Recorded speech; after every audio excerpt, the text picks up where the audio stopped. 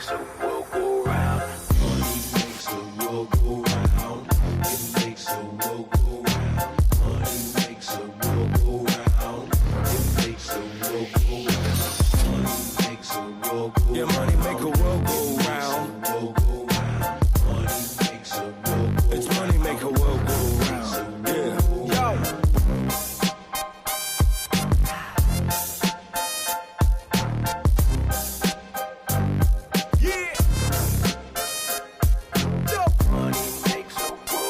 Conrad Saam jamming out to his favorite song, Money Makes the World Go Round. Do you want to tell people why you say that's my favorite song? Because money doesn't make your world go round, actually. Chickens make your world go round. I only have 3 chickens left. They are the 3 original chickens. And I was at the farm store the other day, and I heard beep, beep, beep. They had a whole bunch of little chicks. I got to decide if we're going to do this for another 10 years because these chickens last a long time. I mean, fresh eggs, man. I'm envious. It's amazing. You're going to outlive everybody eating fresh eggs. Okay. It's good. I mean, it is really good. I'll tell you, the nuances are if you actually have chickens that forage for food as opposed to get fed grain, the eggs are unbelievable. It's different. It's a whole different world. But where we live, if you have chicks that forage for food, you have a lot of dead chickens with raccoons and coyotes. So I see. I was going to say your chickens can't forage then. They can't forage. No. We have bald eagles. We literally watch bald eagles watch our chickens, and then you can see them like, That's amazing. Yeah. They're Well, that's cool. Well, we don't just talk about chickens here on Office Hours. We answer questions, and I have a question for you, Conrad.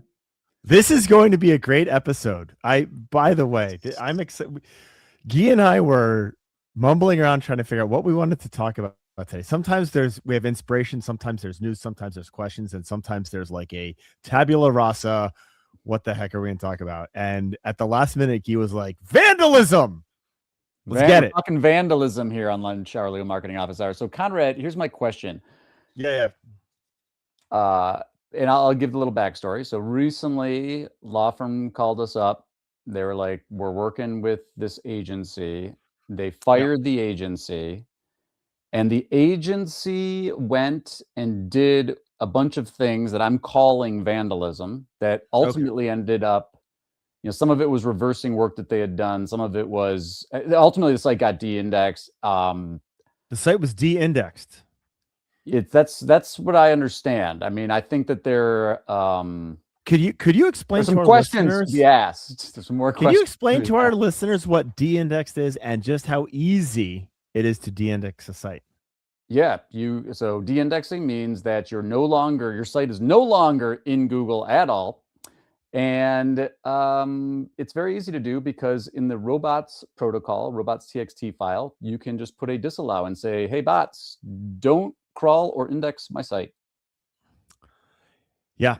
You throw it in Roblox, and in WordPress, it's actually amazingly easy, right? Yeah, you can click a button in WordPress. You click a button in a WordPress. Check a box. And goodbye. So we talked de-indexing, but my question to you is this. First of all, let's talk about what types of vandalism are out there that you've seen. I mean, this is talk about inviting me into the pig trough of dirtiness. There's a lot of vandalism. Review vandalism was one of the earliest things that came up. So, well, how's that work? How's review vandalism? We're going to tell everybody how to do all this vandalism. They're going to have vandals out graffitiing all these profiles now. Yeah, maybe we should stop here. Legal Talk Network suggests,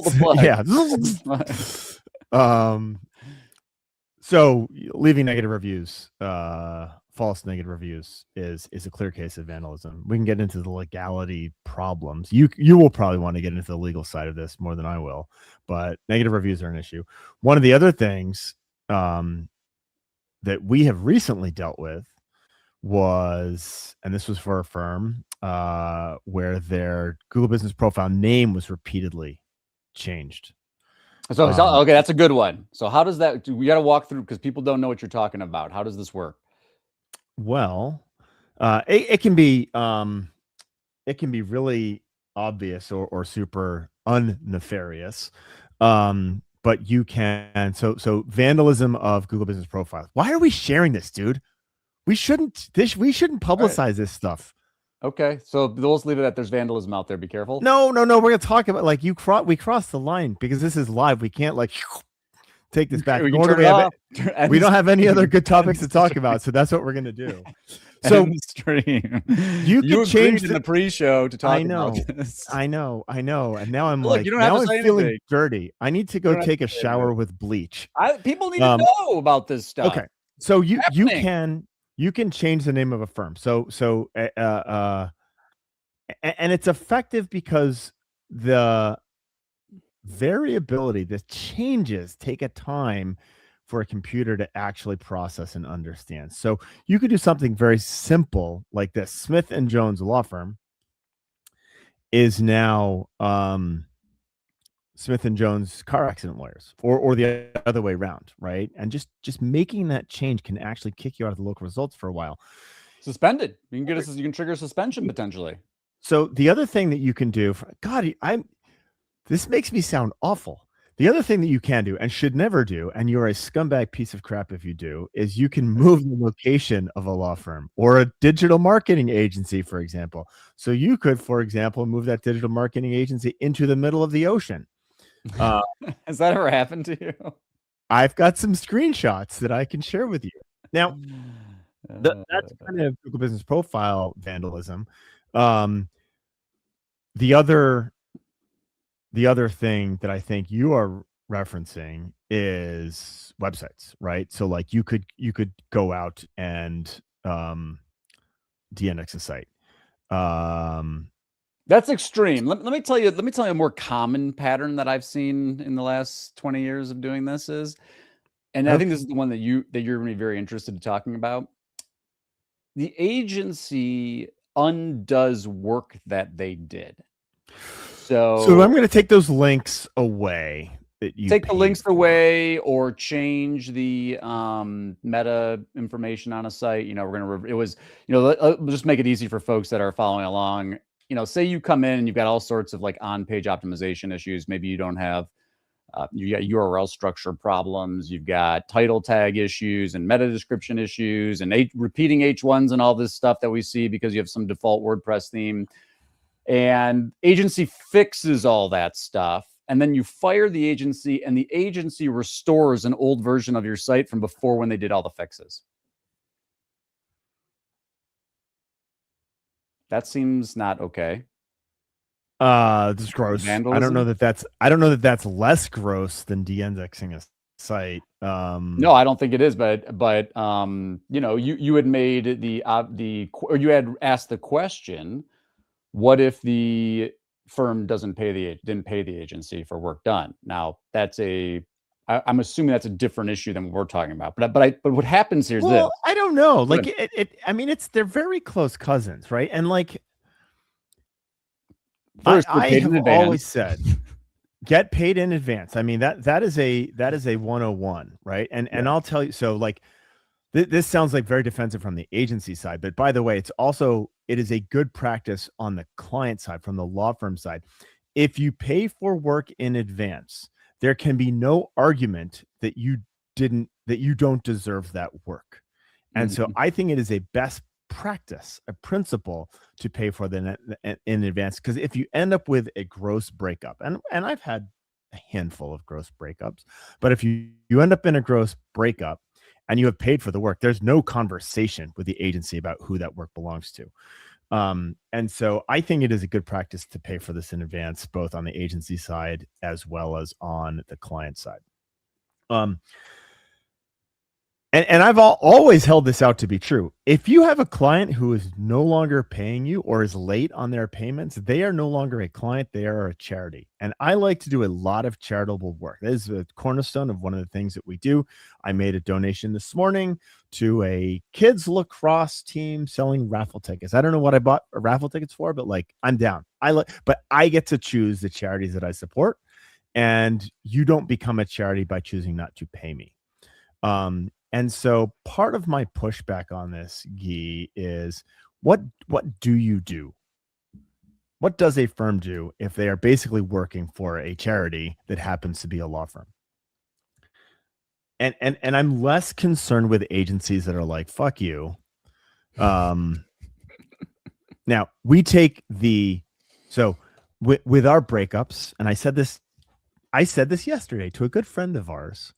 With our breakups, with any breakup, whether it's personal or professional, the way you leave a breakup says more about you than everything that you did during that relationship. And so we take a very white glove approach, and we take we would rather lose money approach, and just always have the standard of leaving relationships with a white glove approach. Having said that, law firms that don't pay their bills, law firms that go out of their way, like it does not happen regularly, but I've been doing this for now 3 decades. It's happened, right? And there are some people who happen to have a law degree who believe that you get not what you deserve, but what you negotiate, right? And so this is, again, it's why you don't want to put yourself in these situations. But actually de-indexing work, restoring an old version of a site. The next spectrum on here, Guy, is, well, these links you talked about, like removing links. I've seen that. We've both seen this. This has been a common practice. I'm going to take these links away. The question is, did you get the link when you paid for it, or was it an annual subscription to the link? Like, you can have those types of arguments in your head. The other one that's happened, it's less nefarious, it's more in the open, is like, this content, we wrote it, it doesn't belong to you, right? It is on behalf of this agency. So built into your relationship with your agency is this vandalism where you're renting this content, right? Yeah. Or renting any work. I mean, that's my issue is that I think, because the next question I have for you is what can you do to prevent this? And then 2, what do you do when this happens to you? And prevention is read your agreements, folks. Read your agreements. If your agreements say renting, licensing, borrowing. They don't say renting. They don't say borrowing. Renting. They say borrowing. You can borrow our content and our content management system and our ads accounts, and you can borrow these links. You can borrow this HTML. Yeah. Borrow the website. Do you remember back when there was Relic was author? Mm-hmm. I can't remember which big box provider it was. I can't remember. Don't falsely accuse. I'm not going to accuse. One of the big box providers that we all, it's not my opinion. This was fact. I just can't remember the right. You better be careful. The right who. One of the big box providers who you and I consistently poke at, they were actually building out Relic was author authority. And then they would sell that to the guy across the street later on. They would sell the website and the authority of, and just by changing the, because the Relic was author worked by directing content to a Google Plus profile to bring you way back into the history of a long time ago. And they would just change the Relic was author to their new client. Like, so like gross. But it was it was a business model. Yeah. So read your agreements, work with people who care about you. Like, that's hard. That's hard though. Why? Why is that hard? Because you're trying to vet people. You're asking around. There are plenty of folks who, for a variety of reasons, even when you vet, you can't tell they're going to do this stuff at the outset. They've got other lawyers to vouch for them, probably because they're getting paid free services or something. They've got testimonials. It's very hard to go based on like work with people that care about you. You can try, but the surefire, not even surefire, the better, no, not even just in addition to vetting, you're a lawyer, you should know work product. The work product is done on behalf of the law firm. It's all yours. You own your own. How many times we talk about owning your accounts and owning all your stuff? Well, that's where I was going. That should all be in there. That should all be in your contract. But I also think you need to break up very deliberately. And Okay, it's tell us about that. hard. What's that mean? What's breaking up deliberately mean? Well, there are a couple of elements to this, and there's two ways to approach this. Correct. There's two correct ways to approach this, and lots of bad ways, and one bad way to approach this. The worst way to approach this is, hey, Murphy Agency, I hate you. You suck. I'm not going to pay my bills on time because you suck. I'm not going to tell you that you suck and not pay my bills on time until I've actually run up a deficit with you. Now you're putting Murphy in a bad position, and then it's like, goodbye, Murphy. Yep. But what you haven't done has been deliberate about the breakup. And so I think the two approaches to a breakup are one of the following. Number one, you determine, or that you have a high level of suspicion that Murphy is going to be a problem for you, right? When you break up. And so you very carefully orchestrate a kicking out Murphy from any and all access to any and everything before you send the goodbye, Murphy, we're getting a divorce. Right. And that should be coordinated. It should be deliberate. And it should be done swiftly. The problem is, in many cases, you actually might need Murphy's help, right? And if Murphy is a good firm, Murphy will deliver a white label, not white label, a white glove experience. I'm mixing my metaphors. Not a white label would be not as good as white glove. Murphy will deliver a white glove experience and make sure that you have everything that you need, and you have all the access and all the instructions, and this is where we do this, and this is how this happens. And when someone inevitably forgets where your blah blah blah server is, Murphy's around to help out because they're a good agency. I think you need to make the evaluation of whether or not you think you have an agency that will white glove this, or if you have to treat someone like Murphy. And I will say, unfortunately, some of the smaller agencies, I would say the mid-tier agencies, really, by and large, don't act like this, because if you're a legal mid-tier agency, you can't get a reputation for this, or you own your reputation for this, and that's part of your business model. Don't get stung. And I would say, and by the way, if you're watching this live stream and you just stumbled across it, this is office hours. So we welcome your questions. If you've got something you're dealing with, or you've got a comment or an experience share, feel free to drop a comment, and we're happy to try to answer any questions. Yes. And I think the other thing I was going to say to you, because even before you get to, like, if you're watching this right now and you're like, I don't know if I have administrative access to my Google business profile, or I don't know if I have blah, blah, blah analytics and ad accounts and content, all this kind of stuff, I would suggest that you go to your agency and say, hey, we're just doing some housekeeping. I noticed that we don't have access to blah, blah, blah. And, as the lawyer or as the firm owner or the CMO or marketing director or whatever your role is at the firm, and just say, hey, look, I'd just like to be granted access to all of our stuff. Not threatening, not like break up, but get access now. And your agency, your white glove agency, will say, oh my God, that's such a huge problem. Let me deal with that right now. Right. That's what like that should horrify your agency. And the worst agency will not respond to that. Well, right? I mean, they're telling everything you need to know. That right. They're hoping that it will fall under the rug. So that would be problematic.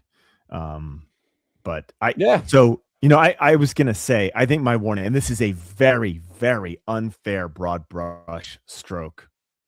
It's our favorite kind of brush strokes here on Lunch Hour. If you are working with a local agency that has between 1 and 4 employees, that's where I have seen the problems. That's where I've seen these issues. In your example, give me the profile. Middle tier. A middle tier legal agency? And their name is... I'm not... Come on, dude! I would. Honestly, like, and you know, I'm usually offenses, not offenders. And I think I wrote this on LinkedIn. This kind of stuff is like where I feel like maybe you need to make an exception. You know, because here's my thing. Life in the big city. I don't have the context. I don't know all the details of the back and forth. I don't know all the nuance. I like to give people the benefit of the doubt in general. A lot of stuff that I see where I'm like, that's kind of sketchy. I'm like, look, I'm like, we can have differing opinions, different values, different viewpoints.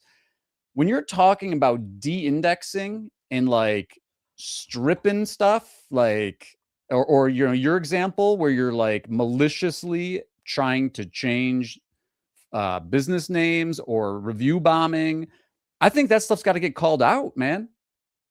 That's where I start to get into the exception. But and we've had this conversation before, and in fact, I was called out.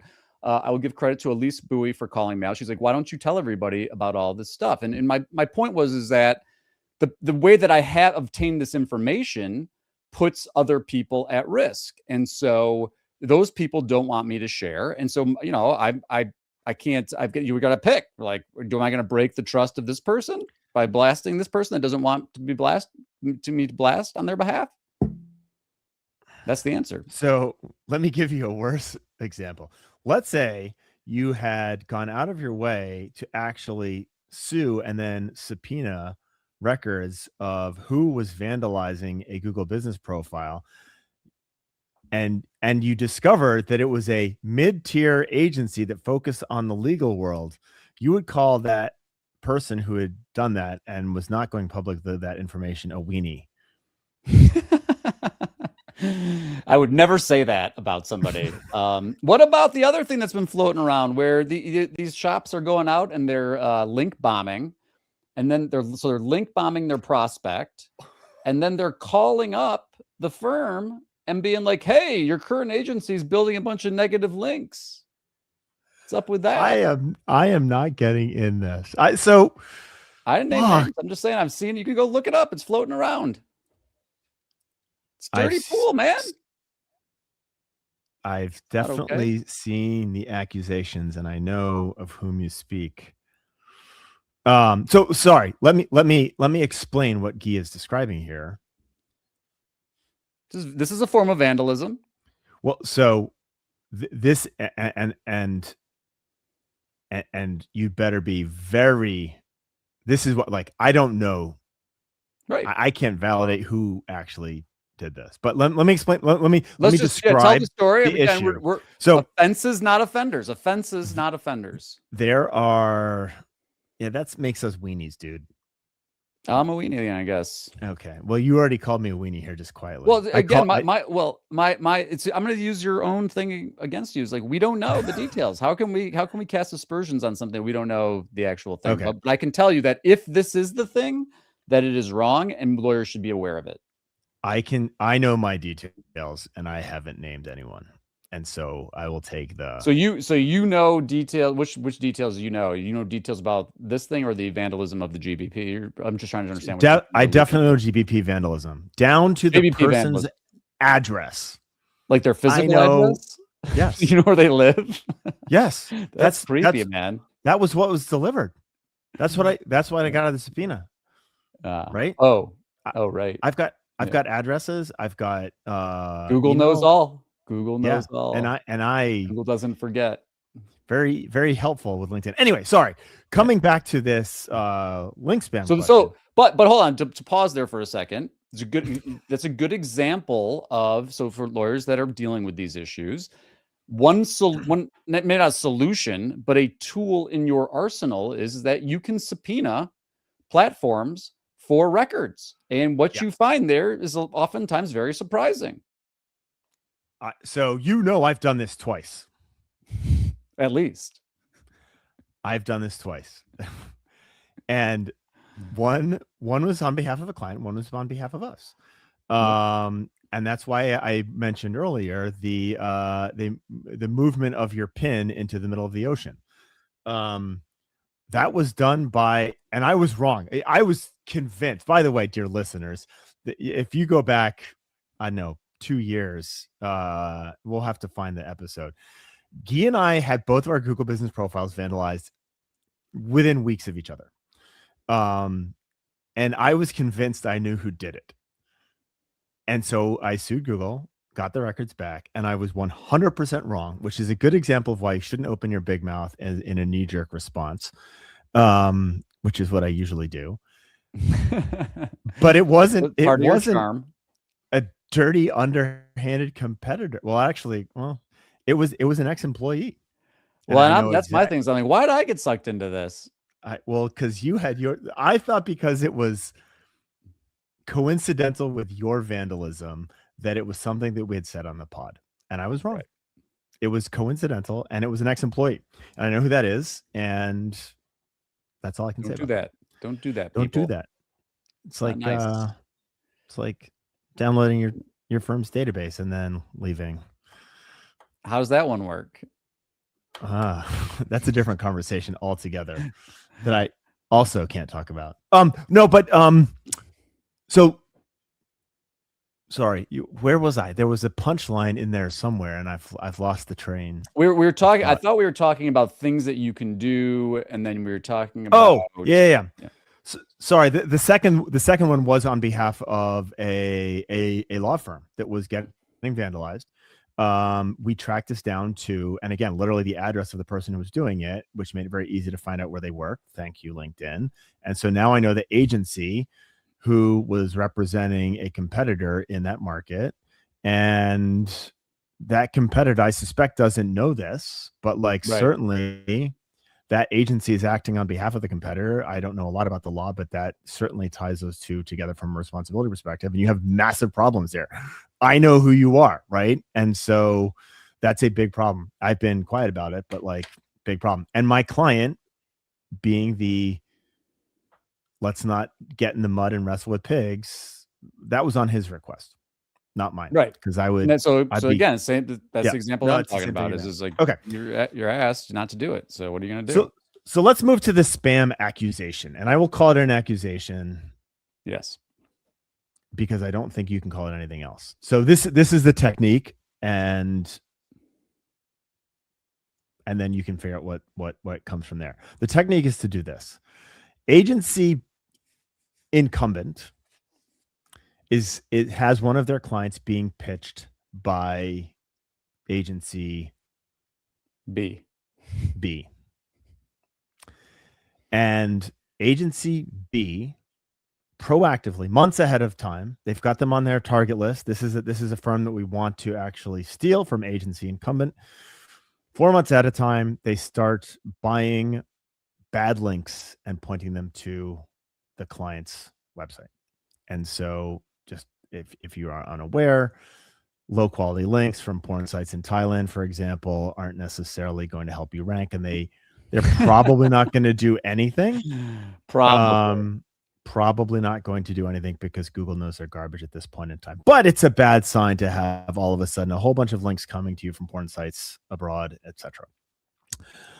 And then agency B gets a meeting 4 months later, gets a meeting with the client, the prospect, and says, "Hey, this is what your current agency is doing. That's terrible work. It's really concerning." And during that call, they pull up the websites that are linking back to the client's website, and it's a bunch of porn sites from Thailand, right? And which is really awkward, but it's a really good sales technique. I have been on calls where there's all sorts of stuff that you find, and if you show the client, they get you can see the reaction. And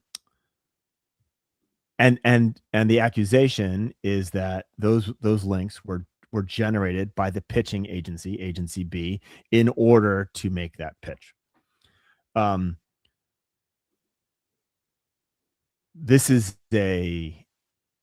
a really big accusation. And yes, it is. And so, but again, we're talking to lawyers and in-house marketers. You see this, you think this might be happening to you. This is a tough. You think one. This might be happening to you as what does the client do? Yeah. Well, so the client, and maybe you can talk about it in conjunction with agency A, right? So we're monitoring backlink growth, linking root domain growth, or not, maybe you're not even doing that because it depends on like what kind of engagement you have. But you're seeing the law firm's getting this email from agency B that says, hey, we need to hop on a call because your current agency is doing all this nasty link stuff to your website. And so now it's a tough spot for the law firm because you're like, it's not. This is you forward it to agency A, right? You're gonna be like, hey, what's up with this? And it's gonna come down to the trust level you have with your agency, right? Well, here's why I don't think it's that hard. If your incumbent agency is delivering as a deliverable a bunch of links, that's part of what they are. We're gonna view 20 links a month. This is why I don't like this is we're gonna deliver you 20 links a month in our contract. That is problematic. I think that is problematic because then you can say, oh, we delivered 20 links, right? And I can cherry pick a couple of them that aren't as gross and convince you that they're okay. But if it's a deliverable, you actually want to showcase that you're delivering it. If it's not a deliverable, if it's not something that you're doing, you're not talking about it. No, but they're bringing it up, right? They're like, hey, look, and you're like, we didn't do that, right? Because remember, the law firm's getting this email. I get it. I'm just saying that, like, if your incumbent agency is not talking about all the links, and the agency knows that they're garbage, they know that they're not going to do anything, right? Because if they're not bringing it up, they're like, that's my point. I know, but I guess I'm missing the point because the agency the incumbent up. No, I know, but the incumbent would not be delivering something to that a client sees of value that has no value. They would be, if there was a perception, even just a perception of value, you'd be talking about what you're delivering, right? I'm not following. Because I'm like they're getting the law firm is like, I don't know what to make of this. These guys, the law firm has no idea what the heck's going on. They're like, is this true? But they do know what's going on, because what I'm saying is, and if I'm an agency that is doing a good job, I'm not doing these links because they're useless links. They're actually possibly negative links. So it's not something that I'm doing. Conversely, which means that I'm not talking to my client about it. If I'm a shitty agency, I am bringing it up, right? So like, you're not, if it's this hidden tactic that supposedly delivers value, that doesn't make sense. It's just a perception issue. It doesn't matter who's doing what. The perception issue is the law firm has to make a choice whether to trust. No, I get it. That this spamming agency is telling the truth, or that their agency is telling the truth. Because you know how this goes down in practice. The law firm forwards it to agency A and it's like, hey, what's up with this? And agency A is like, this is trash. We didn't do any of this stuff. This is just this is just a tactic to get you to switch to them. It's bad news bears, but it comes down to a matter of trust. But you look at the backlink profile of any law firm, and there's garbage links in there regardless. Right. Additionally, like every single one of you has garbage links pointing to you. Every single one of you, right? And those the internet itself just creates garbage links. It does. It's like garbage. ambient background garbage links. So the thing, that is a true thing, right? And so like being able to actually pin down a competitor and say that this is coming from a competitor, that is to me a big stretch. And you better have something more than, here I found a bunch of bad backlinks and we're getting pitched. Because honestly, I would be guilty of that all of the time. Because every single firm I've ever pitched has a bunch of shitty backlinks, right? Yeah, I know. It's an education issue. I mean, you have to build a relationship and educate the clients what's going on, and then you've got to hope that you've done enough to establish trust that they're like, yeah. I mean, it's the same thing that it's no different than getting like the website grader, right? Oh, we ran your website through this website grader tool, and we found all core vitals. Core vitals or missing citations or whatever. But Anyway, this is an email I recently received that I'll be talking about in a little bit here. But one digital PR placement with a do follow link. I mean, one AEO GEO guest post with a do follow link. Yeah. I mean, you can't go wrong. So with that. where are these gonna go, right? But like, if you're not looking at the deliverables, so I don't know. That is such an aggressive. Well, how about this? Here's my accusation. My thing is this: because I'm with you. 99% of the time, not going to have an impact. What if it trips a manual action? Now you're into real vandalism. Well, now you're into vandalism that has an impact, right? And so that's, I mean, that is one of the reasons, if not the primary reason. We're going back to the history of gross behavior on the internet right now. But that was one of the primary reasons that Google stopped penalizing people for paid links, right? So except for manual actions. But which we haven't seen in a while, to be honest. No, this is my point. Manual actions have really, it used to be a much more common thing, and it would almost be announced. They did this with BMW in Europe, where they de-indexed BMW for a while in Europe. I think I've got that history right. And it was a big thing because they were trying to discourage this paid linking thing. They did it to FindLaw. And I don't know. And boy, oh boy, do I know a lot about that. You can read about that in my book, Own the Map.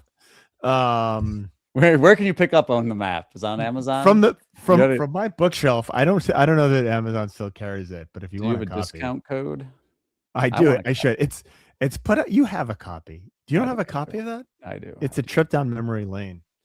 Anyway, for people that are wondering what we're talking about here, you can go check it out. Unnatural links to your website from Google's used to be Webmaster Tools support, but now Search Console help section. Anyway, I don't want to dig into that, but it's bad everywhere. Don't do that kind of stuff, people. Yeah, I am shocked. No, I shouldn't be shocked. I was going to say shocked, but not surprised that you said this is a mid-tier, well-known legal marketing agency. I was too. That's real. That is the. I was too. No, de-indexing a site. That is a nuclear bomb. That is. And it is very, but it's not going to be. That is so stupid. It's not, that crime is not going to be discovered, and it is very unlikely that it is a mistake. Yeah, it is. We did so. Another true story, and this genuinely was a mistake. This was another example in which I shut my mouth unnaturally, and I'm glad I did. We inherited a client from a well-known mid-tier, mid to upper tier agency. And 6 weeks in, stuff started going stupid. Traffic dumped, blah, blah, blah, blah, blah. We found a setting somewhere. It was around, I believe, if I remember correctly, it was around de-indexing pages. It wasn't de-indexing everything, but it was de-indexing a lot. We fixed it, and then it came back. We fixed it, and then it came back. And so I was very certain this was nefarious, but it turned out it was a actual mistake. It was an actual macro that was built into their WordPress that was causing this, and it was a genuine mistake. I do believe it was a genuine mistake. So it's not that this can't happen as a mistake, but you drop a client, you de-index a site. By the way, this is all tracked, right? Like the reason I could, like, that's how we figured it out how it was happening. This is databases never forget. Yes. And in fact, like, it's things like HubSpot, which have a list of people who downloaded a database, for example, that helps you learn who might have taken your database when they left your agency. But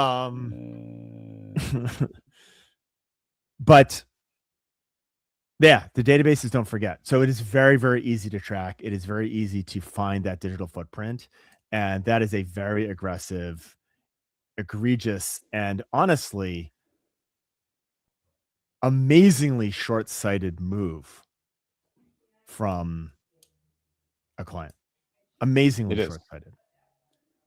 Lots of vandalism out there. Beware. Coming to the end of our time today, Conrad. Any final thoughts for our? This is my final thought.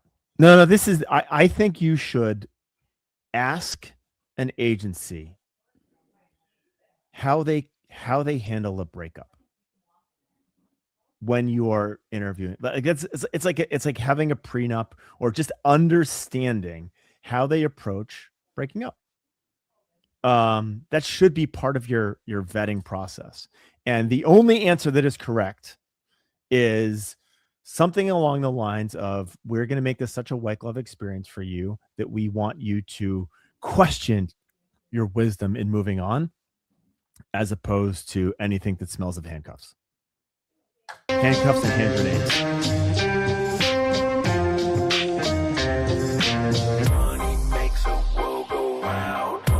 One Star Legal Marketing Summit, August 11th through 13th in Nashville. We hope to see you there.